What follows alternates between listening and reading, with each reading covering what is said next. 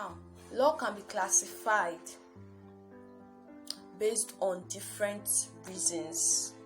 For instance, if I'm going to be classifying humans based on their height, we're going to be having tall and short classes of people. If I'm going to be classifying them based on their weight and body size, we're going to be having the fat and the slim.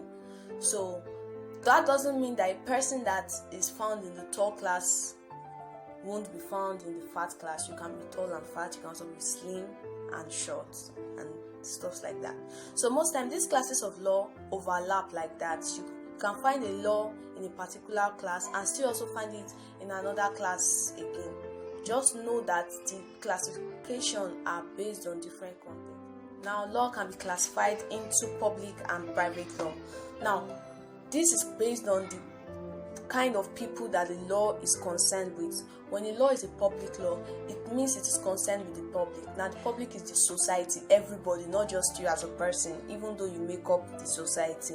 Law that is concerned with the society, concerned with the state, is what we refer to as public law. For example, criminal law.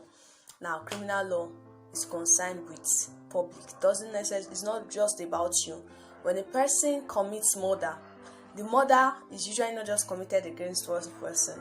The murder is committed against the state and the society as large, because it is the whole society that frowns at that action and not just the individual that is affected. So that kind of law can fall under the class of public law. So criminal law falls under the class of public law, constitutional law, etc. Now, for the private law, this one deals with private individual. For instance, law of contract. You and I have a contract, an agreement that you bring a bag for me and I buy it for a certain amount. If, for instance, you bring the bag to me and I don't pay you the agreed amount, all right? Now, that act is not done against the state. Now, this is our personal issue. Now, laws like this or cases like this fall under private law. So contract law is under private law, tort law is under private law, family law is under private law, because these are concerned with private individuals. The society is not necessarily concerned or bothered about it. It has to do with their personal issues. So when you are classifying law based on those it is concerned with, you can classify it into public. Okay, so the next classification now is civil law and criminal law. Now, this classification is mainly because of the kind of procedure that is involved and the end result of the case. Now, in a civil law, you prove your point on a balance of probabilities, and at the end of the day, when the defendant is found at fault, compensation is awarded to the plaintiff. Now, the reason for this civil law is not because we want to punish the defendant for what he has done, but just so that he is made to rewrite his wrong by compensating the plaintiff by way of rescission of the contract, whatever it is. For instance, let's say the contract case that I cited before. If you were to deliver a handbag to me and I am supposed to pay a certain amount as agreed, if for some reason I do not pay you and you have delivered to me, that's already a breach of contract.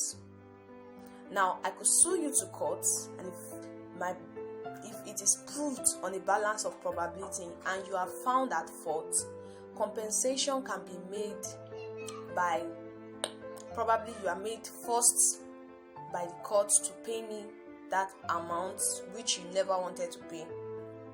So in this case, the result of civil law is not usually to punish the offender, but just so that the victim is compensated and everyone is happy. Now, for the criminal law, it is usually not the case. You have to prove your point beyond reasonable doubt. If you are saying Mr. A murdered Mr. B, you must prove to the highest point that indeed he murdered Mr.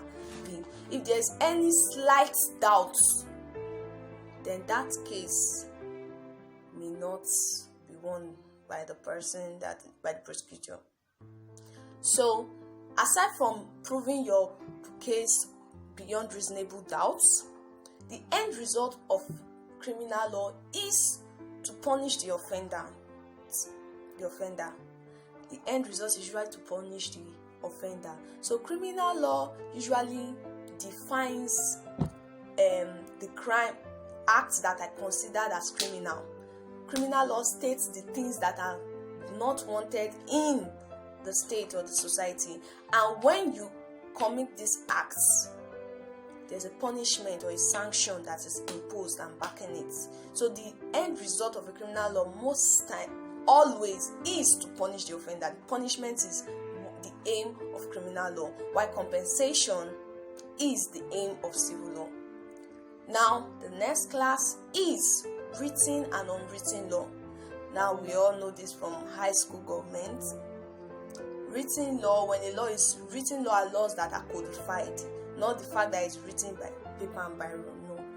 Written law are laws that are codified into statutes, that are codified as code statutes, while unwritten law are laws that are largely unwritten. For instance, case law, judicial precedents that you can't necessarily find in a code, but most time you have to draw them from previous cases and previous rules that have been laid down by judges in previous cases.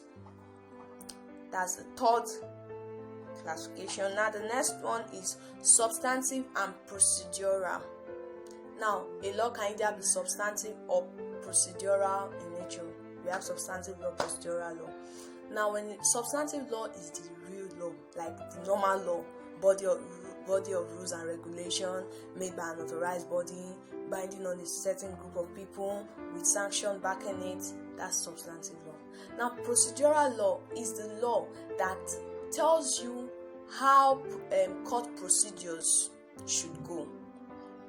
For instance, the Criminal Procedure Act. The Criminal Procedure Act is what tells us when you are going to file a criminal suit, how it should go, how it is done. So procedural laws are laws that talk about how the procedure, that gives you guideline on the procedures to enforce substantive law. So most times there are some laws that we have several laws. We have a Criminal Procedure Act. You may think it is a law that is telling you crimes and acts that are not criminal in nature, but no, it's actually an act that is stating procedures that is used to enforce the criminal law. So a law can either be substantive or procedural. And another name for procedural law is called adjectival law. Now we move to the next classes. We have the national and international. This one is based on territorial boundary. So now when a law that is binding a particular in a state is their national law, is their local law, is their domestic law, is their municipal law. Now, for international law talks about laws that guides the relationship between two states. It's not about the people in the state now. So our constitution is our national law, but the constitution of the African Union is an international law. Why? Because it is what guides the relationship between Nigeria and Ghana and every other African state. So international law most time guides the relationship between countries. So it is just like the name states, international, between nationals. Yes. So the next one we have so these 5 classification, you can see that most laws can be found as written. For instance, the criminal code is under the written law. It's also under the substantive law because it is what the law says. It is the body of rules and regulation that is backed by sanction and made by a particular authorized group of people, binding on some group of people. And you notice that it is also under criminal law and it is also under public law. So one law is under different classes. Most of the time these laws overlap. That's why I use the example that a person can be fat and at the same time can be tall.